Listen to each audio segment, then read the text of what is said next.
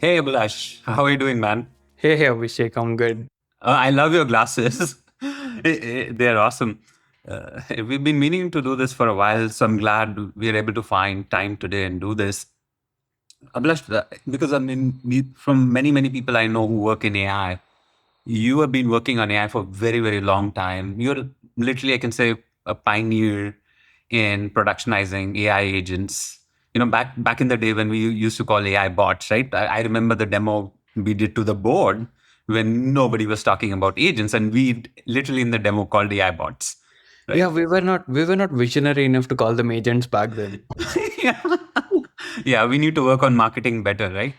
And now, Abhilash, you lead AI research and SOC operations at Bolster. It's very interesting, Abhilash. I remember the first language model you implemented was when the Bird paper just came out. Do I remember that correctly? Yes, it was the first one. We were so excited because there was a new kid on the block. We were using LSTMs and CNNs until that point. For language modeling, we were so excited to use something new. Since then, Abhilash, we have deployed over 10 plus specialized language models, what we call them SLMs, over 200 plus enterprise customers. And it is really remarkable. It's not just that Bolster has AI deployed within the product, there's immense amount of AI you did for automating internal operations, SOC operations, right? For both threat detection and response. And it's quite funny to see quite a few of Bolster customers have hundreds of analysts all over the world, and they all say they have AI. What makes Bolster different here, Abhilash? I think what makes Bolster different is that we approach the whole AI ecosystem from a standpoint that we need to take the problem. We need to break it down, and AI gets applied only if AI needs to be applied. The goal here is to solve a customer's pain point, and if we can go solve it, then yes. And whenever I talk about AI, I mean it's a very broad term. I can go into specifics and talk about wherever a small language model gets applied, we will go fine tune a small language model to go apply it. Wherever a vision model needs to be fine tuned, we'll go do it. And wherever there is no requirement for fine tuning, we can always rely on foundation models to go solve the case. I mean, I think not everybody would know what Bolster is, Abhilash. Could you share like what Bolster does? What are their primary customers? Yeah, Bolster protects Fortune 500 brands across the globe from phishing and scammy websites and impersonations that are across your web, social media, app stores, as well as identifying leaked credentials on the dark web. So we built this engine that has the ability to find needles in a haystack. So basically, identifying phishing and fraud it might seem simple on the surface, but it's an extremely painful uh, a process to actually build out, because you need to go scour the web and to go you need to go scan millions of web pages and domains in order to identify, say, 5 phishing pages that are targeting a particular brand. The scale of this deployment or the operation needs to be extremely efficient, because in this space where we are working with, especially in the cybersecurity world, there is no scope for false positives or false negatives. I mean, even with the new models that are coming out, you would probably see they are 80% efficient at solving a problem, or they're hitting the benchmark by 85% or 90%, right? 90% way off. But we and these are generic problems. Now we are getting into a very specialized use case of identifying phishing pages and cybersecurity. And in that specific use case, where you have even one false positive, the cost of a false positive is extremely high. For example, if I'm, say, talking about taking down, my false positive of the model is taking down Nike.com's main website. If I go to a false positive on it, or a false negative is that Nike.com has hundreds of phishing pages and I'm not detecting any of them. And Abhilash, I think also depends on the problem we're solving in cybersecurity. In certain problems, false positives may be okay. But in this problem, especially for what Bolster is solving, false positives cannot be okay because you're actually also taking down the website. It's not just alerting. If it was alerting, it would have been sort of okay, but the action is pretty severe over here. Exactly. In a world where we are relying on end-to-end automation to do certain aspects, the cost of false positive can be as high as disrupting a business. And Abhilash, I'm curious, right? If we go back to Bolster's journey, right, how were these takedowns done before, and how do still majority of Bolster's competitors do this today? And like, what is the innovation? Why do AI at all? Why do you need agents?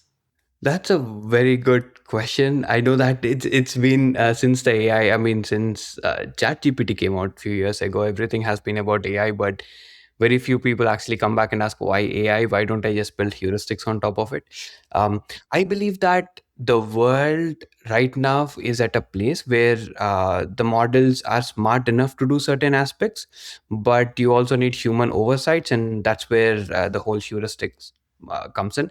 So for us at Bolster, it's always a combination of AI models, and how are these AI models being guided by our human data annotators or human analysts at the end.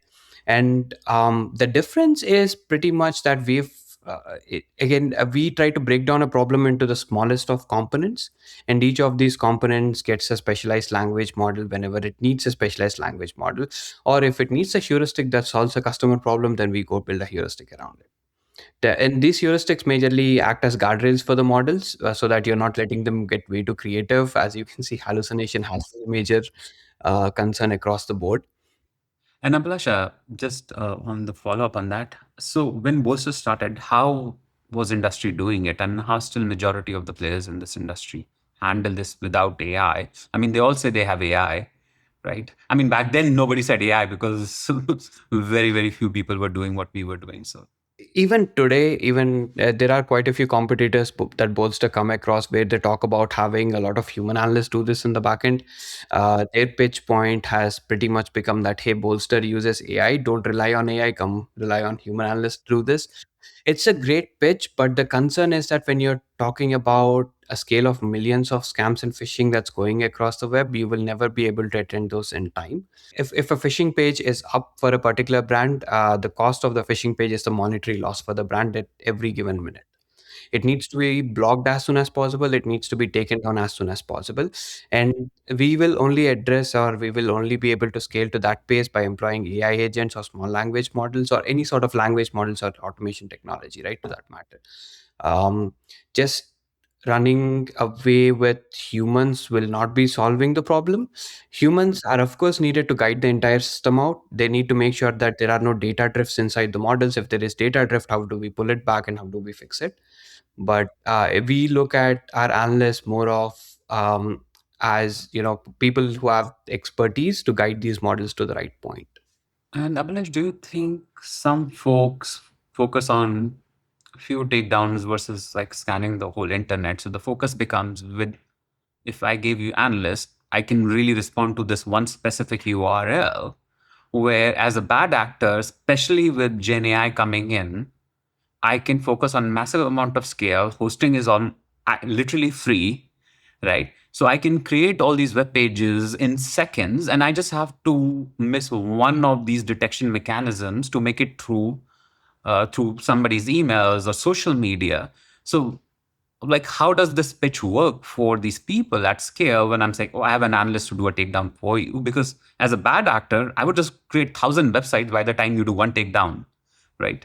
Oh, especially it's so interesting. But people in the cybersecurity space are extremely concerned about it. But people who are outside the space, I mean, just very quick dive in, a little bit of a dive into the topic. So you're probably come across Lovable versus V0 or any of these app builders. Uh, Try this exercise out. Go to those app builders and say, build me a clone of a web page. Say Nike.com. It's going to go build a clone and host it for you within 2 minutes. Everything is done. And then they've also added these options where you can buy it. It says as soon as you host a web page, it says, why don't you buy a domain? I go buy a domain for 99 cents on their platform, right? So it at this point it takes zero technical knowledge to go host a phishing page or conduct a phishing scam and start pushing out these phishing scam to a broader audience. I think I'm just thinking of Vilash. I think hopefully, like strong advice, don't do this, but I can just have a simple script which calls Vercel.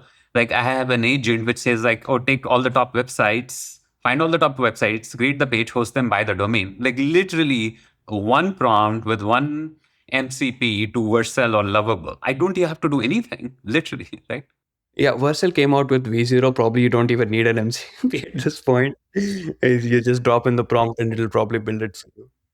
Very interesting, Abhilash. I'm very curious, Abhilash. You had a very unconventional path to AI leadership, right? You don't come from computer science background, right? Originally. So at what point you decided to migrate to computer science, and what do you think why you are able to dive so much deeper into AI when a lot of people are not able to really understand and take a broader approach thinking about models, what to apply then? Like I've worked with PhDs where people get very narrow of focus or they fall in love with a model or an algorithm. Like, what do you think you have a special insight, even though you came much later into the industry as compared to quite a few folks I know? So that's a good question. For me, it has always been about problem solving. It has always been about creating an impact. I never viewed as, I even today, I don't view anything as a specialization that I cannot break into, or I do not view things as a skill that I need to go acquire. If I all I care about is solving a problem. If I need to solve that problem, if I need to go acquire a skill, I go do that. If I need to go get a certification, I go do that. This is what I usually suggest my team to do as well. Do not run behind certifications or courses. Go solve a problem. And for me, that has always been the way I looked at it. First, I broke into cybersecurity was when I was at McAfee. We were trying to identify steganography embedded inside images. I had no clue about what steganography was. I had no clue about what machine learning was before that. It it was a great experience to learn all the Which classic year was machine. that, Abhilash? This was 2018? back in 2017. Okay. Yeah, it was fun to learn all about decision trees and random forests and KNNs and how do we solve the problem and then create a baseline version of your entire system and start making improvements on top of it. That's what I when I joined you guys. I think you were two guys. It was a fun experience. It's a fun story as well. Yeah. I don't know if you Yeah, I'm remember. curious to dive that into deeper, Abhilash. That was really my next question. I mean, you didn't tell me until much later that you were interviewing with OpenAI and you left OpenAI process in the middle. How do you feel about that decision and what made you join Boaster at that time? It was literally two guys and a dog, and we probably have less than 500K in the bank, and you were not worried about the visa or immigration. Like, what was going? And you were the one who came and applied to us, if I remember correctly, right? Yes, yes. Yeah. Okay. Yeah, I Yeah. mean, yeah, the reason for me leaving interview process of larger companies was probably the dog. I see. I see. That was not the answer I was looking for, Abhinav, but sure. Yeah. Yeah. Yeah. No, it Yeah. was when I was doing my master's in San Jose Hmm. State, I was trying to do a startup. I mean, a very early phase. It was like it was much earlier than when I joined Bolster. Right, it just got started ideating phase, and how do we build things? Never worked out, went nowhere. That's when I understood that. Of course, I went to McAfee because I had to pay some bills, and I had to pay my master's bills as well. But once I was free from the bills that I had to pay, I always wanted to start building something impactful, something from scratch. Like I know it might be yeah, yeah, it's funny, right? So I love solving puzzles over the weekend. I love assembling Lego blocks, or I love assembling furniture. I know these are little things, but the joy of assembling or building something from scratch, that has always been an itch. And that's where I found Bolster, and I saw that you guys were working in a space that was similar to what I was working at McAfee. And I was in the future innovation group, and we had a much larger team that was trying to solve a similar problem. And I saw that two guys in a garage had already taken a shot at it, and you guys had a product that was out there. It was called Checkfish. That's when and that's what piqued my interest, and that's when I shot you an email saying, hey, I'd love to collaborate and work with you guys. Interesting. And looking back at Abhilash, where OpenAI is, how do you feel about the decision over, I think it's what, coming up to 8 years since you joined Bolster? Now, almost like a decade, Abhilash. It's pretty interesting. Yeah, it's been 7.5. Yeah, yeah, and nearly it's going to be a decade. Again, OpenAI has been it's a rocket ship. I mean, they changed the outlook of the entire world. I mean, they probably changed that's an inflection point for humanity. That's it's what they are is on a journey. Again, I just left the interview process. It's not that I left the job there, and I took a bet, and I'm happy with the bet I took. I love all the things that we have built at Bolster, and yeah, it's been a fun ride. So, Abhilash, sort of shifting gears, you mentioned early on, early days in the Bolsa journey, you built CNN models and you took some of the shelf YOLO models for object detection. Could you talk about the transition into language models? How did you go about it? How did you think about deployment, right? Like they are active customers and you have to be incredibly careful about false positive rates, false negative rates. So people who are trying to deploy models in cybersecurity, how do they go about this? Because it's such a hard process to productionize models. So that is the first part of my questions. I'll get to the second part later on. Yeah. I think the approach, the mindset, or the approach towards the problem has always been the same. Can we, decompose the problem into the smallest of components and then go solve each component? And the way we went about with solving each component was that we shadow deployed these models. So not every model before it gets deployed to production is always observed for at least a month. Mhm.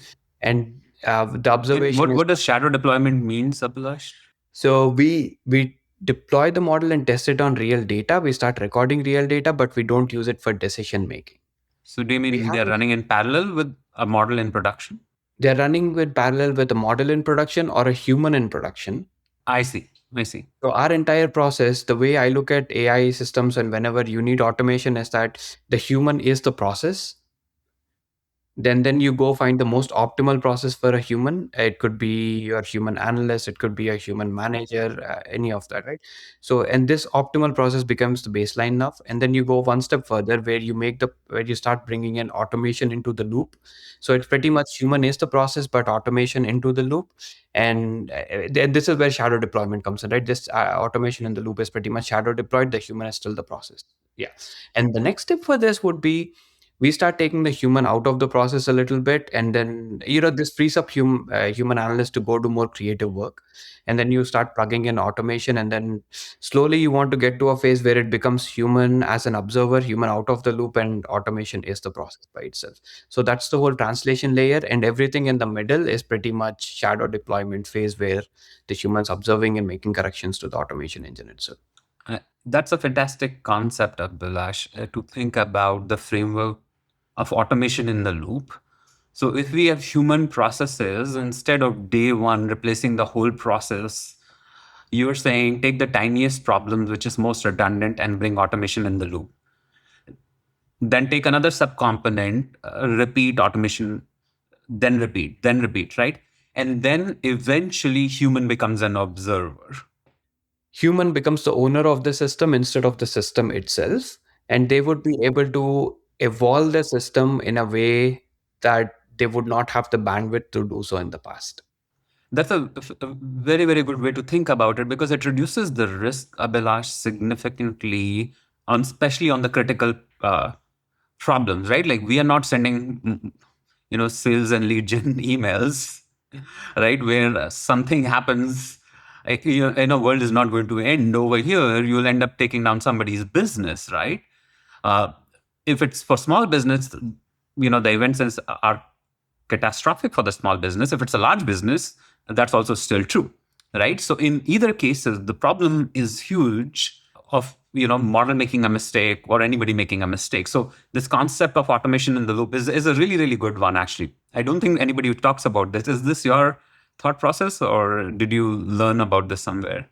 You talk with peers how they do it, and we've refined this process at Bolster so many times over the years that everything right now goes through this system of human in the loop to human as an observer. Walk me through the process, Abhilash. Like there is a process A. So first you go identify what are the subcomponents of this process. First, you go sit down with the person who's running the process, and then you decompose the problem and the process itself. And then each subcomponent, you identify the tiniest bits that can be automated. You look for quick wins, right? That's how you want to build AI systems at large scale. Look for quick wins.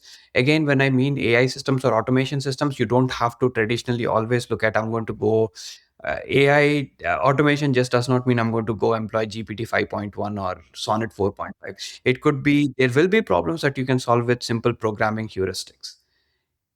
Go solve those first, identify them and solve them first, and then you start observing them. You again, even those you shadow deploy and observe first, and then start bringing in LLMs and language models wherever necessary in the decision making process. You start bringing in, it's a function of, can I bring in, say, can it be we always start with 100% human, right? And then we find the most efficient human process, because that becomes a very important hook.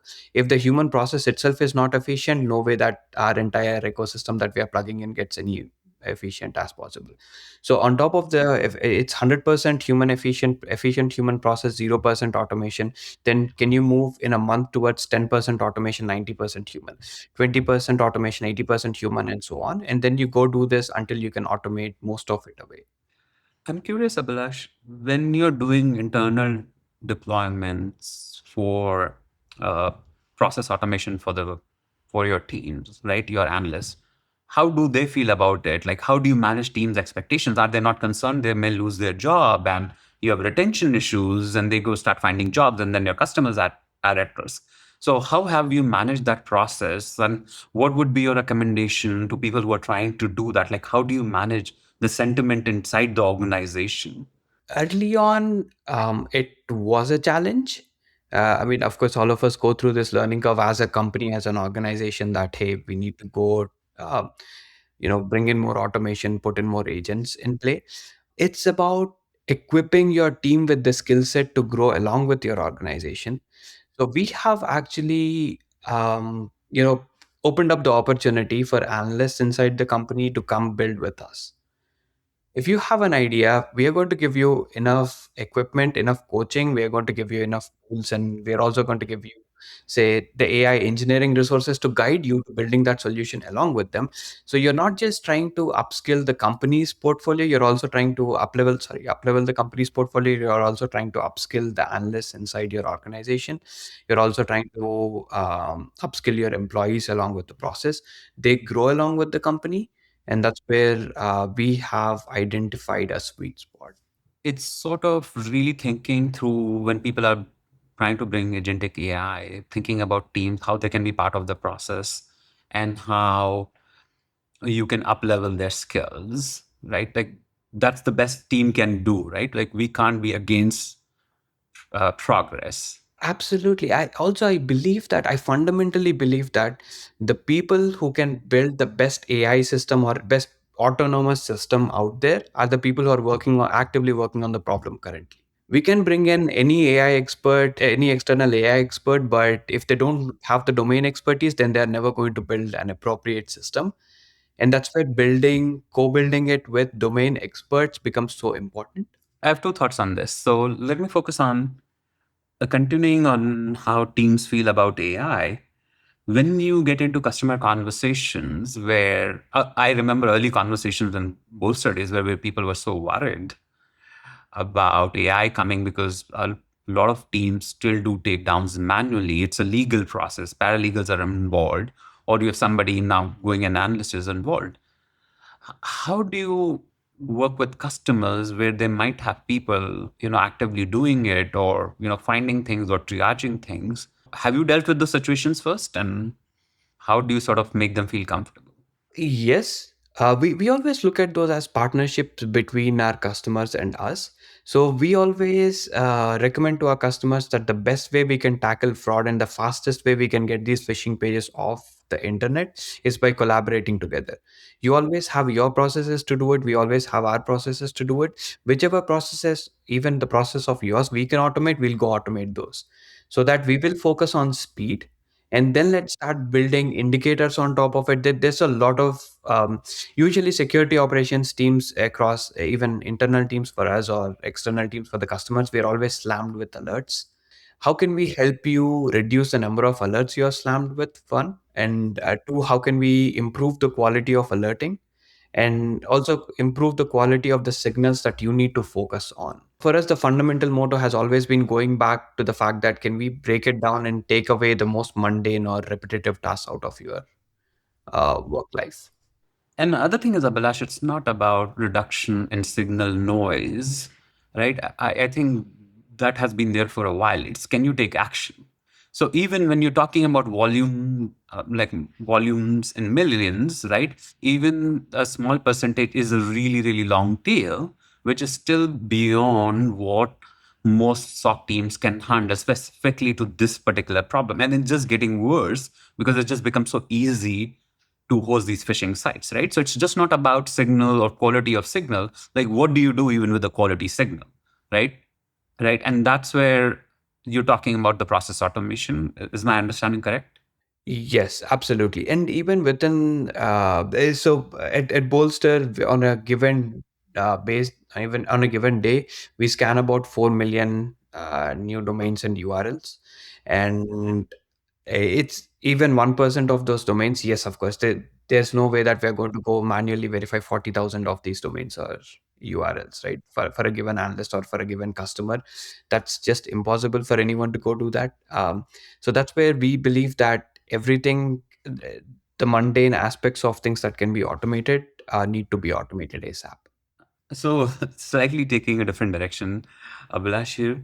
So, you mentioned earlier that you need somewhat domain expertise.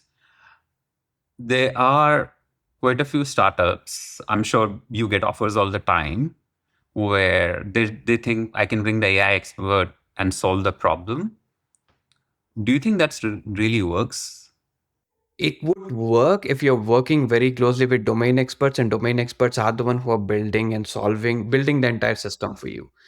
But if the idea is more towards I'm just going to replace humans with a model, I don't think that's the right approach. I have seen some startups pitch that idea. I've also seen some startups being publicly called out when they make mistakes when they tried this approach out, where they boldly claim that they can replace humans on day one, and it was not. This is also true that sometimes outsiders have the best perspective on solving the problem, right? So, example, we could be Uber, right? It was, Travis Kalanick didn't come from taxi industry, or we can look at Airbnb, right? So, if we have to take this sort of the same concept, and you had to go approach a problem which you've never worked on, how would you go about it, right? Like let's say you joined the startup as a CTO, what would be your approach? Good question, actually. I think I'd like to tie it back to the first question you asked, right? I mean, I had a very unconventional journey into machine learning and the AI space. I was an outsider into the space. Uh, right? It's about how do you build that metal over time? How do you start building that skill set over time, right? Of course, as an outsider, you would have a very different view of things, and that's why it works out most of the times, right? You can always come with fresh ideas and things to do, but when you're talking about process automation inside enterprises right now, where I stand with my point is that you can come with your expertise and then start working with domain experts inside the field to build a proper system out. And it does depend. It does change from use case to use case, but on majority of the use cases, most probably than not, you would be successful if you're working with domain experts and then automating the whole system. So, Abhilash, I'm an enterprise. I come to you, it's like, Abhilash, automate my process, right? And I want to get rid of bunch of contractors that I have, right? And that's the mandate you have, where people know the more you work with the internal teams, the more jobs are at risk and you may not get the best experience, right? How would you go handle that situation? It's a very good ask. It's a very good question because it's a real challenge at this point. Of course, right, as a domain expert, I would not want to give away my domain expertise if I know you're going to come automate my job. I might not be able to touch upon the contractor piece, but of course, for your internal employees, how it is always about how do you show them the path for their growth? How do you help? them succeed along with the company's success when you're starting to deploy AI and AI tools. And many of these AI tools again require a lot of oversight. They cannot. I don't think we are at this. I know that we have been promising AGI in 6 months for the past few years now. It's some time away, and in the meanwhile, the best way to do it is with human oversight. And how do you upskill your own people? Makes sense, Abhilash. You talked about a lot about people, right? So I'm curious, you built really, really good team at Bolster, and to so far to the extent that people get unsolicited offer from your competitors all the time, you know. And I think it may be a better position than OpenAI because they don't even interview your folks and probably you, right? So I'm curious, Abhilash, what is when a lot of startups are struggling hiring AI talent? Why do you think you're successful? What do you do? Why do you retain people, key people, right? When people are getting, crazy offers, like what is the secret sauce if you want to share? Firstly, I've been incredibly lucky to work with some very talented folks. It's just a joy to watch them learn and grow. For me, um, I've always hired for their mindset more than anything else. Skills, not everyone has all the skills required to do the job on day one. There are certain jobs, of course, that you need 100% of the skill set match and you need to go hire for those. But most of the jobs, I believe that people can be ramped into it. You hire for the right mindset, you hire for the hunger and their growth and their appetite for growth. And for me, the biggest contributing factor to retaining talent, again, the talent that we care about inside an organization, is to open up. Talented people do not want to be closed inside a circle. They don't want to. They don't want to be bound to a certain thing and say, "Oh, you're going to do this, and you're going to keep doing this for the next 2 years." They open it up. Just let them explore, because your most talented people will almost always finish their job responsibilities in 50 or 60% of the time that they have been assigned to do it. So the rest of the time, open it up, let them follow, let them start learning, let them start interacting across the org, let them start solving problems for the company. And that has always worked for us. Abhilash, that makes a lot of sense because you have deep expertise in AI and you're constantly learning as a leader yourself, right? So your learning doesn't stop and you're investing. Uh, I still remember you buying Udemy courses. You were one of the most person who was racking up Udemy charges. Uh, but what happens is where I may not have AI expertise, right? Like when we talk about enterprise organizations, which are in IT operations or they are doing some business process automation. If they want to hire AI talent, how should they think about hiring AI talent? Because even AI startups can't hire AI talent to begin with. It's just so hard. And especially when we think about production deployments, there are very, very few people who have actually done production deployment in an enterprise setting. So, what is your guidance for those folks whose day to day job is not AI and they have to bring AI talent onto their teams? First, at this point, I mean, the cost of hiring AI talent has gone extremely high. It's exponentially high. Of course, it's because of, yeah, in a couple of years, it's going to settle down because there will be a lot more people in the market with that expertise. But the way you hire AI talent is firstly make them passionate about the problem you have. At this point, with the amount of tools that you have at your disposal, the amount of auto code editors or code generators to, um, you know, that's one way to look at it. You can develop and deploy a lot with fewer resources. If you can get passionate people who are passionate about the problem, then absolutely in the AI space, they can help you up. And in the meanwhile, you always make sure that you ramp up your existing team. That always paid us dividends, because your team is always, they want to learn new things. They're always on the lookout for new technologies. It's just that they don't know where to start or how to do it. You put in a structure, you help them grow. This is very funny, right? AI or language models are so good that they've actually democratized how to build language models. You go to ChatGPT, it will teach you how to build ChatGPT in 10 minutes. Yeah, I have many, many questions on Abhilash team building because it's a core aspect of any AI startup that is starting. But just interest of time, This has been really a blast, but I have like few rapid fire questions that I really, really want to know. I've been meaning to know them forever. So we'll jump into that. Okay. Are you ready for it, Abhilash? Yes. Okay. Okay. Favorite food, dosa or biryani? One food, Abhilash. You can't pick both. Huh. Okay. This is the hardest one of all. Yeah. Biryani. Okay. Gun noted. Who's your favorite CEO, Abhilash? Oh. Yes. um, I have to go with. Unfortunately, I have to go with Satya Nadella. Oh, okay. Interesting. Okay. What is the most recent book that you've read that you would recommend other folks to read? So I'm a huge sci-fi fan. So the most recent one I read is called Project Hail Mary. They're making a movie out of it. Actually, I think it's coming out next year. It's a fun read. It's a breeze to read too. Okay, and my final question, Abhilash. What is the biggest fad in agentic AI today? I'm going to replace your workforce with agentic AI. I see. Okay, that's great, Abhilash. This has been awesome, Abhilash. A pleasure talking to you. We can talk for hours, but I'll let you go. We'll catch up soon. Take care. Bye. It was fun. Bye.